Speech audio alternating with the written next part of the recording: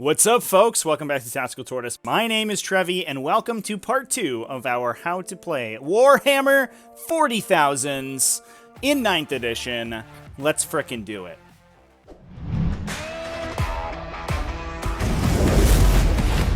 In the first video, we talked about the base core mechanics of Warhammer 40k, how to set up your army and play through an entire turn. And in this video, I'm going to be going over some of the more special rules in the game that you will run into pretty commonly on the tabletop.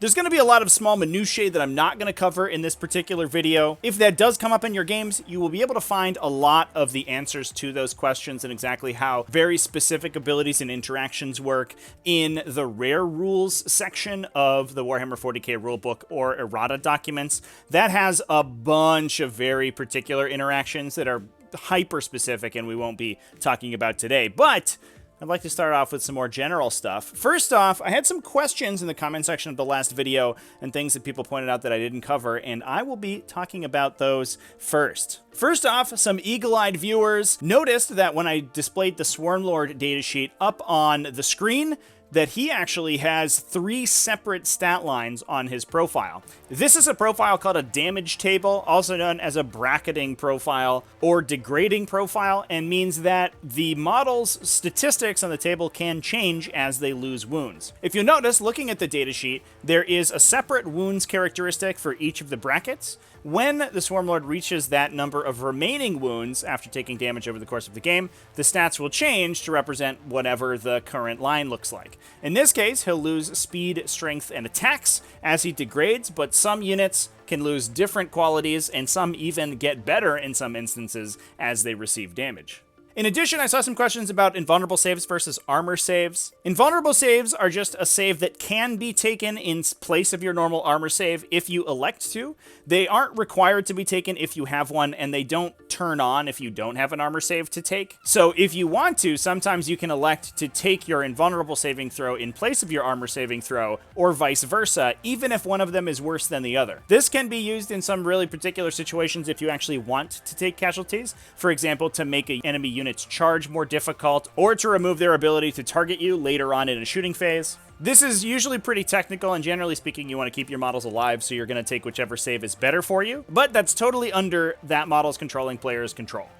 Now, a couple other specific rules that I didn't touch on that pertained to some of the things we covered in the first video. During the psychic phase, I didn't talk about perils of the warp, which is a big downside to casting a lot of psychic powers during your psychic phase. We talked about psychic tests, the 2d6 roll that you're trying to compare to the warp charge value of your spell in order to see if the spell or psychic power goes off. Now, there's some dangers with using psychic powers, and these become apparent when you roll a double 1 or a double 6, in which case the caster of the psychic power suffers what is called perils of the warp. In this case, they take D3 mortal wounds, so D3 wounds are immediately going to be removed from their profile, and if they're killed by that perils of the warp, bad things happen. If they do die as a result of that, the power automatically fails. Even if you roll double 6s, which would normally almost automatically succeed, it's not going to go off. In addition, the caster explodes and hits everything within 6 inches for D3 mortal wounds as well. This is the biggest danger with using psychic powers, which means that you could be damaging your own troops while using them,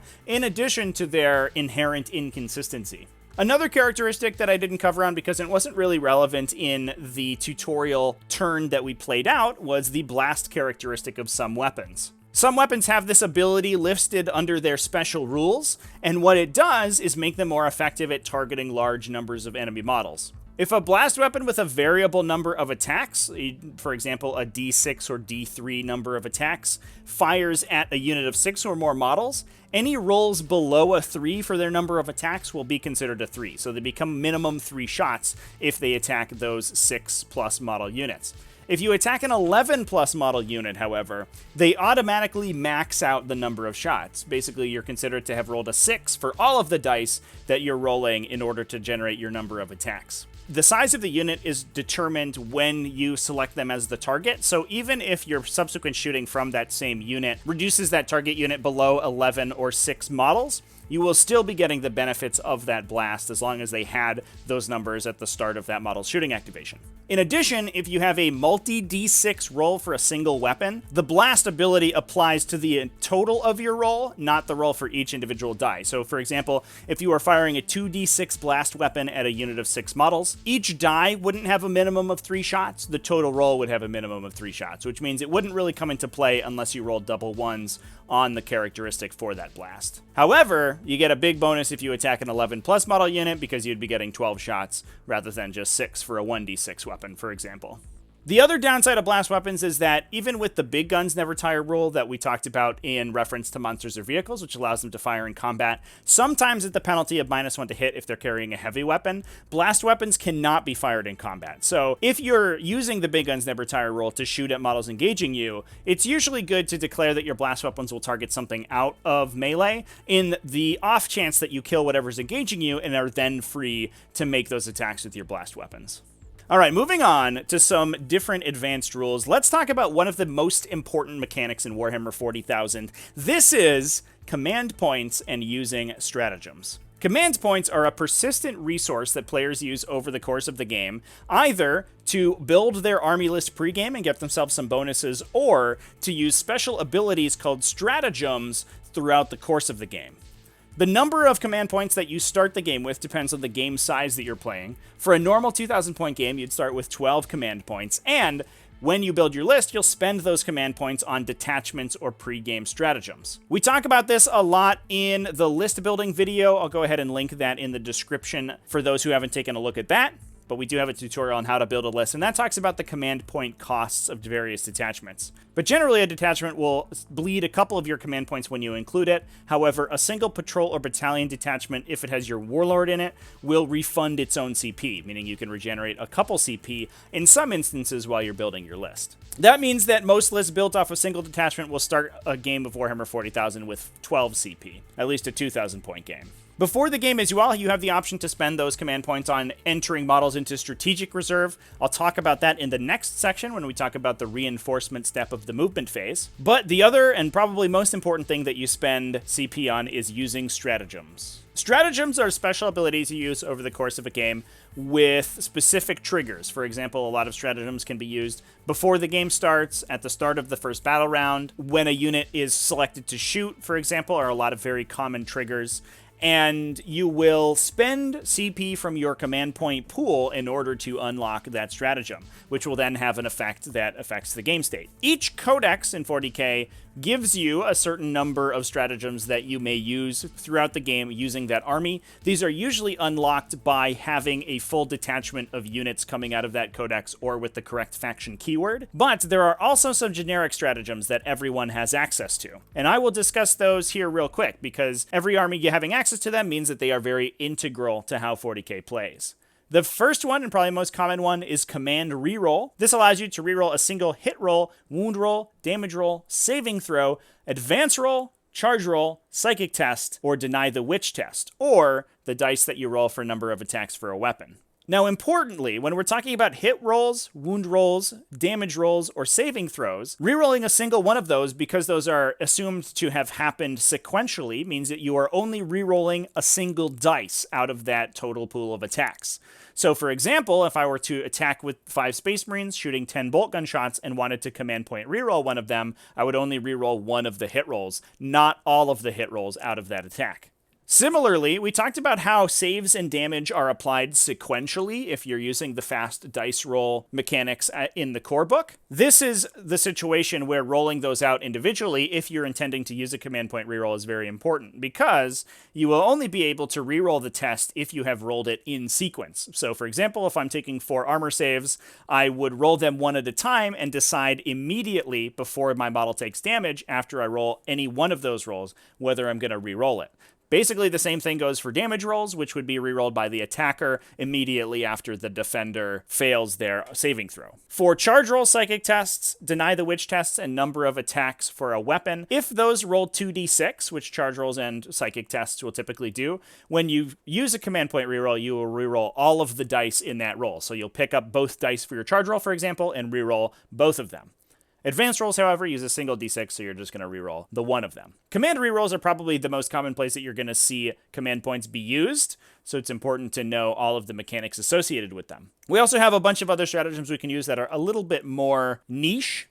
The first one is cut them down, which you can use when an enemy falls back from you and allows you to deal them mortal wounds on rolls of 6. You roll 1d6 for each model in engagement range of the enemy unit. I'll just go out and say it right now, this stratagem is terrible and it very rarely gets used. It is something to keep in the back of your mind if you are in a situation where you really need to deal a mortal wound to somebody, but this isn't a tactics video. We'll give you some free tactics real quick here. Probably never use this stratagem. Desperate Breakout is a very important one, however. You use it when a unit moves in the movement phase that is in engagement range of an enemy unit. It allows them to fall back even through enemy models. So if the situation that came up in the previous video, where a Space Marine was pinned in place by enemy models and couldn't fall back, you could use the Desperate Breakout stratagem to allow him to essentially climb over the models surrounding him. The downside is that you roll a d6 for each model in the unit, and on a roll of 1, that model is dead. If you then fall back and can't move the entire unit out of engagement range of any enemy models that remain in engagement range are immediately destroyed.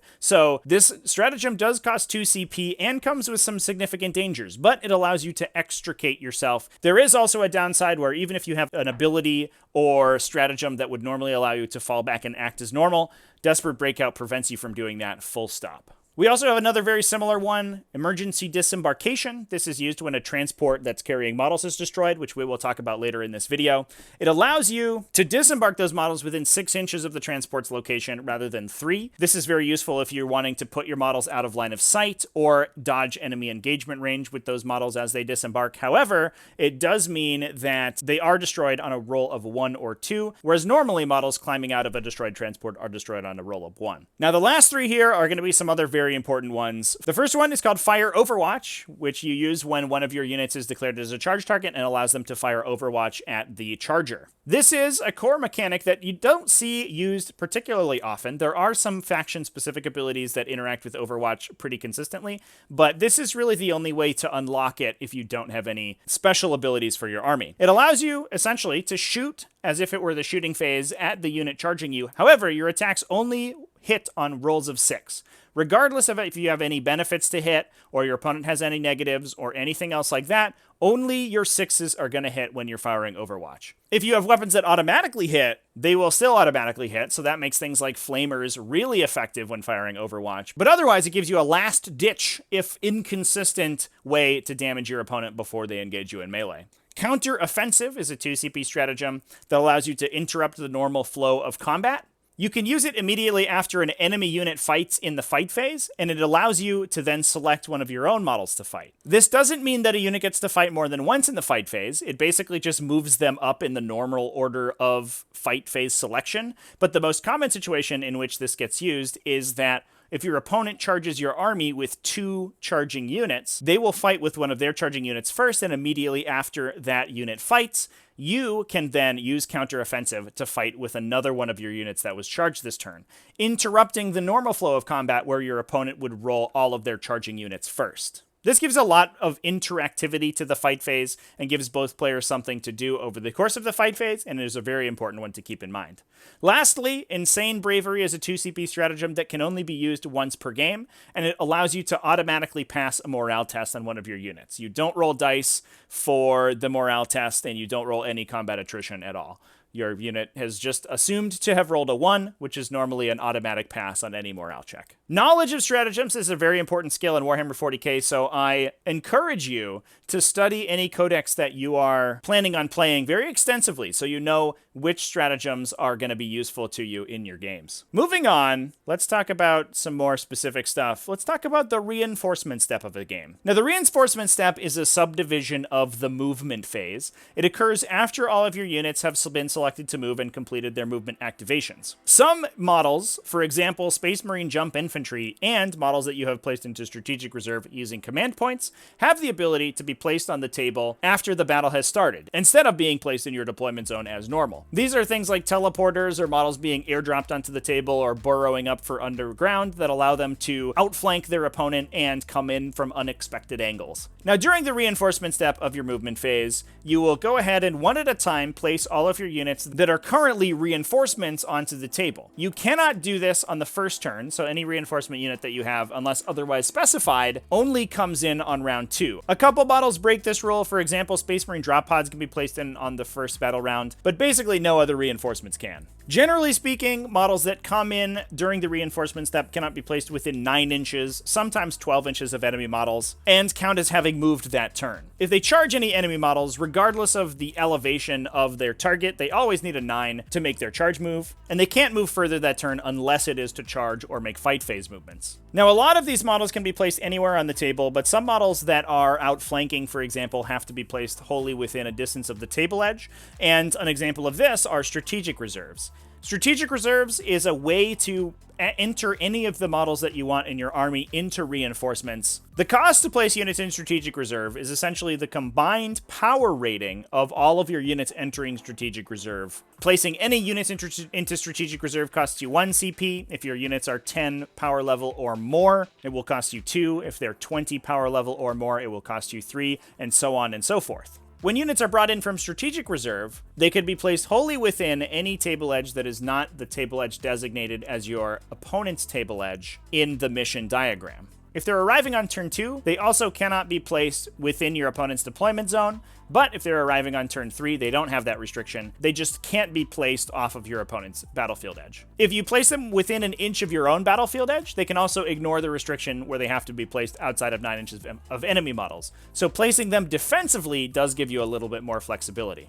Once all of the reinforcements that you wish to place that turn have been placed, you move on to the psychic phase as normal. However, if it is battle round 3, and you still have reinforcement units that have not been placed during that reinforcement step, then they will be destroyed at the end of that battle round. In addition, if you have any additional reinforcements that haven't been brought in by the end of battle round 5, they are also destroyed. There's essentially 2 walls during the game during which any reinforcements left in reserve will be destroyed. Reinforcements are a very interesting tactical addition to Warhammer 40k in that they give your opponent the ability to counterplay them by using screening or smart play to limit the amount of attacks that your reserves can get on when they come in, while also giving you more tactical options to come in at different angles. Now, as we round out the video, I'm going to talk about some particular unit types that have special rules associated with them. So I've jumped in Tabletop Simulator to talk about some of the weirder individual model rules in Warhammer 40k, and we're going to start with the flying model rules. So these pertain to anything with the fly keyword, and they operate a little bit differently than regular models that we've talked about in the previous videos in the series. Now, first off, anything with fly, so if, for example, we have these Assault Marines here, we also have a Tyranid Hivecrone, essentially going to ignore things when they move. So even if we have enemy models, for example, these Hormagaunts, now normally you wouldn't be able to move through enemy models. However, if you have the fly keyword, you are allowed to, during the movement phase, move through enemy models. You have to respect the rule that says you can't end within engagement range. So we couldn't, for example, end there, but we could if we wanted to move all the way over. You could just totally jump right over these guys. That is in the movement phase when you are making movement phase movements. So those are moves, fallback, advances. In the movement phase, that all works like normal. Now, in addition, flying models ignore terrain, so this isn't quite so relevant for the Assault Marines since they are also infantry, so a lot of times they will be moving through ruins and things with the breachable keyword regardless. But, for example, this Hivecrone, which is not infantry, it's a monster, would normally be impeded by the walls of this ruin, but because of the fly keyword, it's able to move over it and over any other models that are, with the caveat that it can't end with its base overlapping the terrain. Now, again, that is only for movement phase movement. The rules change as soon as you get to the charge phase. In the charge phase, models with fly are only able to ignore enemy models for moving. They do not ignore terrain innately. The thing like Assault Marine will be able to charge through walls because of that breachable keyword, so that's not going to impede them. But, however, if the Hive Crone wanted to charge, into these Assault Marines in the charge phase, it would actually have to measure its charge around the wall here and move something like that, rather than going over.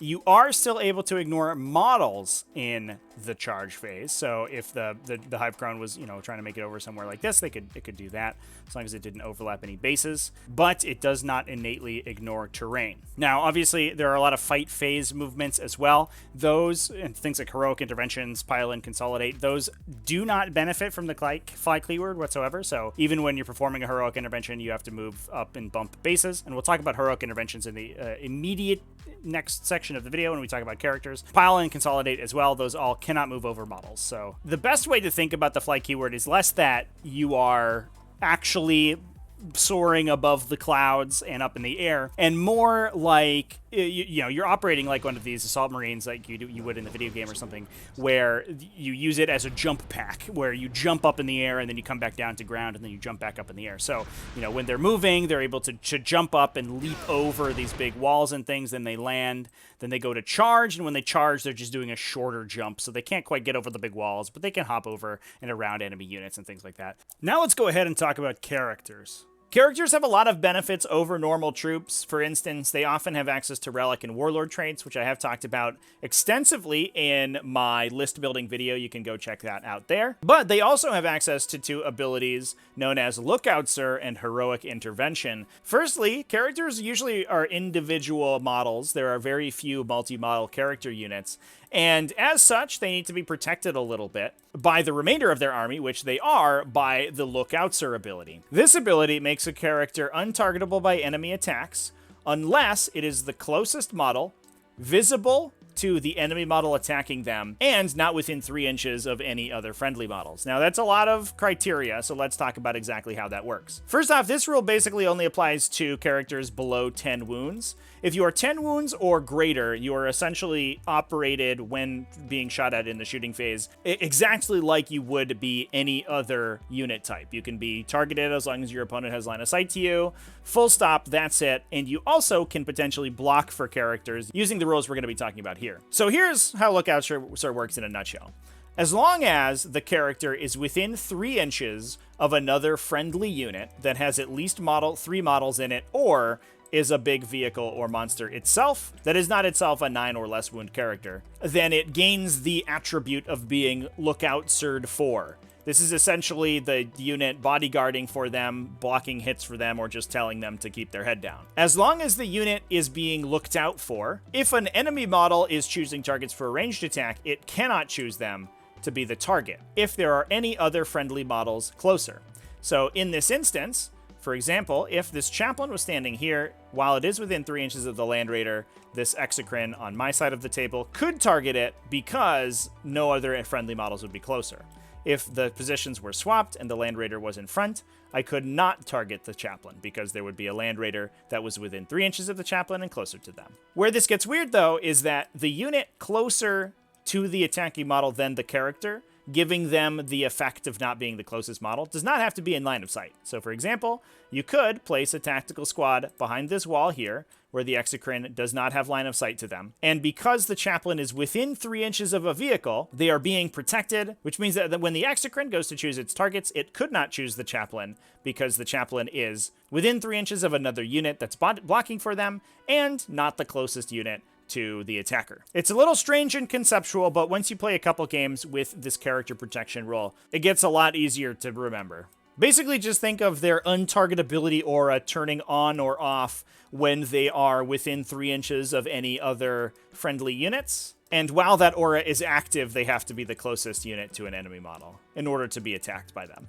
Now, the other thing that characters can do is perform what's called a heroic intervention. This allows characters to join in the fight with nearby units, even though they themselves are not inside that unit. A heroic intervention triggers at the end of your opponent's charge phase in what's called their heroic intervention step. You can never perform a heroic intervention during your own charge phase. They only trigger during your opponent's charge phase. A character is eligible to perform a heroic intervention if, at the end of that charge phase, they are within 3 inches of any enemy models. If this is the case, then during that step, you will essentially activate each of your eligible characters, and they will perform what is basically a pile-in move towards that enemy model. Typically, this doesn't require you to be brought into engagement range, so you could just use it to gain extra movement and not be brought into melee. But oftentimes, you just want to get your character within an inch of an enemy model. Now, a couple things that are important to note about this is that this does not necessarily make you eligible to fight with that unit in the fight phase.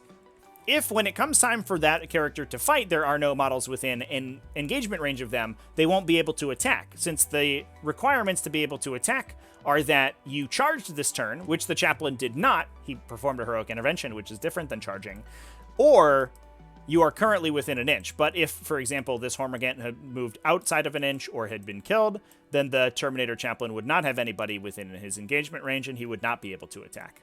The other downside of performing a heroic intervention is that it allows enemy units that charged this turn to attack you even if you hadn't been declared as one of their charge targets. So if this Terminator comes in here, the Hormagons could then redirect their attacks to try to take him out instead of attacking the Tactical Marine squad that they originally charged. So there are some significant downsides to heroically intervening, but what it does do is allow you to reposition your characters during your opponent's turn, which is very powerful, and potentially get an attack off with them if they're able to lock in within an inch of enemy models. It is important to keep in mind, however, that it doesn't count as charging and doesn't make you automatically eligible to perform your melee attacks. You will still have to be eligible when it comes around your time to fight. The other model type that I feel it's important to talk about in this video are transports. Transports are a type of unit that can embark other units into them in order to carry them around the battlefield. Now, I'll talk about some of the pre-game phases in the next video where I talk about how to resolve missions, but you can elect before the game starts to have your units embarked in any of your transports, which means when they're deployed, the unit embarked will not be deployed by itself. Instead, only the transport will be placed and the unit will be assumed to be inside it. While inside a transport, units have a lot of restrictions. They basically can't affect the battlefield in any way, and even if they have a rule like the open top drill that allows them to fire out, they aren't affected by things like, and stratagems can't be used to affect them either. So there's a lot of restrictions on units embarked in transports. For all intents and purposes, the inside of a transport is a nebulous void where your units sort of float in a meaningless nothing until such time as the doors of the transport open and they're allowed to leave. They basically can't affect the battlefield in any way. None of their abilities matter. And unless they have some specific rules or the transport itself has specific rules that allow there to be an interaction between them, those units don't affect the table. Fortunately, that also means that they can't be targeted by enemy attacks, and when the transport moves around, they'll move with it, so you can use the transport's usually faster movement to get yourself up the table under the protection of its armor. Now, if you want to get your unit out of a transport, you just have to, anytime during your movement phase before the transport is chosen to activate, declare that your unit is going to be disembarking. When you do, the unit gets placed wholly within 3 inches of the transport. So, in this case, for the Land Raider, we're going to use its hull measurement to measure from any part of the model. And as long as these tactical marines that were embarked get placed wholly within 3 inches of that model, then they will be a-okay. A unit that disembarks a transport is always counted as having moved, so things like heavy weapons, if you're infantry, will always suffer -1 to hit. However, you can then act normally. You can move or advance and charge anything you want to. You can't obviously be placed within engagement range of enemy models, but you can just go ahead and continue to move on with your turn and shoot with them in the shooting phase and charge with them in the charge phase. It is important to keep in mind, however, that this has to be done before the transport moves. So essentially, a transport, if it's trying to deliver troops to an area, will have to move up to the position where it wants to deliver them, wait a turn for your opponent to do their thing, then the subsequent turn, they're going to be able to disembark those models, and those models can move up and do their own stuff. Now, if you want to get that unit back into a transport, or any unit into a transport, then when a unit completes a move, as long as each of those models in that unit end within 3 inches of a transport, they can then embark on it, in which case they move into its transport capacity and are removed from the table, just as we talked about before. the transport can then hold them in its bay for a while or disembark them immediately next turn, whatever you want to do. And it's also important to note that this can trigger off any normal move, advance, or fall back, which means if you have the ability to make any of those specific type of movements outside of your movement phase, you could potentially be moving back into the transport outside the normal time that you would be doing so. Now, unlike disembarking, which you can do from a transport that's engaged by an enemy, you cannot embark on a transport that's engaged by an enemy. So while these Marines could bail out if they don't want to be inside a Raider being pulverized by a big Tyranid monster, they can't get back in. I guess it's a little too scary for them. Now, with the unit off the table, what happens if the transport itself gets destroyed? Well, when the transport's destroyed, before it's removed from the table, all of the models that were embarked with it will immediately disembark. Any models that can't disembark anytime they're placed on the table, and they can't be placed within coherency and outside of an inch of any enemy models, they are counted as destroyed. You can use the emergency disembarkation stratagem we talked about in the stratagem section to disembark within 6 inches rather than just 3, which gives you a lot more leeway on disembarking that unit if potentially they were being engaged by any enemy models. For example, if we had the Hormagon standing here to make that disembarkation very awkward, you could use emergency disembark to sort of skirt their engagement range and place them in a legal position. It's important to note that a disembark is a placement effect. The unit doesn't literally move from where the transport was, so they are just essentially teleported to that 3 inches away from the model location, or wholly within 6 inches if you're using emergency disembark. If the unit is disembarking from a transport because it's destroyed, you're then, after all of the models are placed thanks to the disembark, gonna roll 1d6 for each model that disembarked from that transport. So in this case, if all of these Ultramarines disembarked, the Chaplain and the Tactical Marine Squad, we would end up rolling 6 dice because 6 models then disembarked. For any ones that we roll, in this case we have 2 ones, any one of those models at the choice of their controlling player is removed. So in this case, we'll remove 2 Tactical Marines because we removed 2 ones. This allows the sort of random mooks in your squad to kind of protect the characters from being removed. But one thing that's important to note is that you have to place all of the models from that disembark before you roll the dice. So for example, if you couldn't place all of the Tactical Marines in range because the Hormagons were there, and some of them ended up having to be destroyed because they were in engagement range of enemy models, you would not roll a d6 to see if those models died. You would just then roll 4d6 and remove any of the remaining ones. If you do use that emergency disembarkation stratagem, as we talked about before, your models would be removed on a 1 or a 2, not just a roll of 1. Still, disembarking from a destroyed transport and potentially being able to make that disembark behind line of sight blocking terrain or in a safer position means that while some of your models might die to the vehicle being destroyed, they're still going to be much more protected than they were just out in the open, and the Land Raiders' heavy armor is going to keep them safe as they move up the table. Now, another model that's called out in the advanced rules of 40k that I'm just going to mention very briefly here are aircraft, like the Storm Raven we have here. The first thing about aircraft that you have to keep in mind is that if a unit has the aircraft keyword, regardless of whether or not it has the flyer battlefield role, although most aircraft are flyers, not all flyers are aircraft, and vice versa. If it is aircraft, it can't control or contest objectives. So as we move on to the next video and talk about how to actually win a game of 40k and score objective points, keep in mind that if you have an aircraft, even if it's in hover mode, which some aircraft can do, they will never interact with objectives in any way, primary objectives anyway. They can't hold objective tokens, although sometimes they do score secondary objectives. In addition, a lot of aircraft have a minimum move. So for example, as long as this Storm Raven gunship is not in hover mode, it has a minimum move of 20 inches, which means that it has to essentially end its movement outside 20 inches of wherever it started. Well, it doesn't matter so much for the Storm Raven gunship, since flyers can essentially move over any terrain that they want without penalty. If you do have aircraft that can move multiple times during their movement phase activation, then it's important to remember that you have to end 20 inches from your starting point. So For example, if you have an aircraft with a minimum movement but no requirement to move in straight lines, you can't just move back and forth an infinite number of times before you get to your final resting place. The specific ways that aircraft interact with the minimum move rules and whether or not they even have one is listed on their datasheet, so make sure you check out your particular aircraft's rules because sometimes they operate a little bit differently from each other. Now, the other thing to keep in mind about aircraft is how they interact with melee. This guy doesn't look too far off the ground, but these Hormigans can't jump that high. They can't get up there to attack it. While aircraft do have an engagement range, a lot of aircraft, specifically those with the airborne rule, cannot be fought by models that don't have the fly keyword.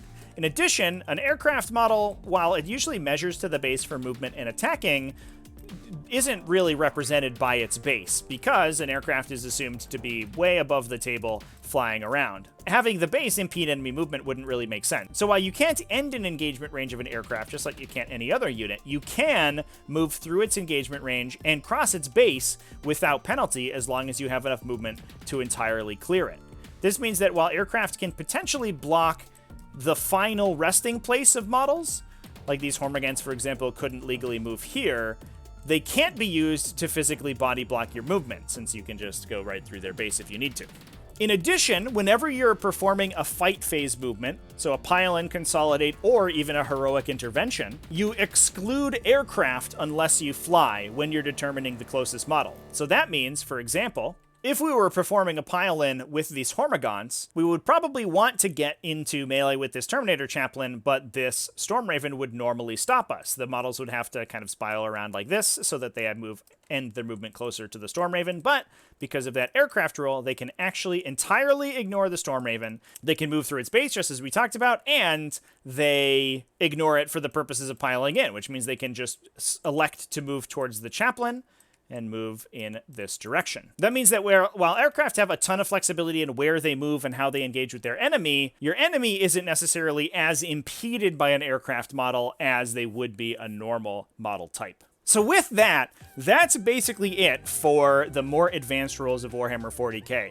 Between the core rules video and this video, you have most of the information that you need to play an entire game of 40k with all of these specialized unit types. I cover some of the more specific special rules, especially pertaining to list building and how terrain works in other videos. I'll go ahead and link them up here. So if you are interested and have any questions on how those work, you can go check those videos out. And in the next video, I'm going to be talking about how to play 40k missions in the GT 2021 format. Stay tuned for that video. Remember to drop a like and a comment down below if you enjoy this series of new player tutorials. Remember to keep it classy, folks, and have happy wargaming.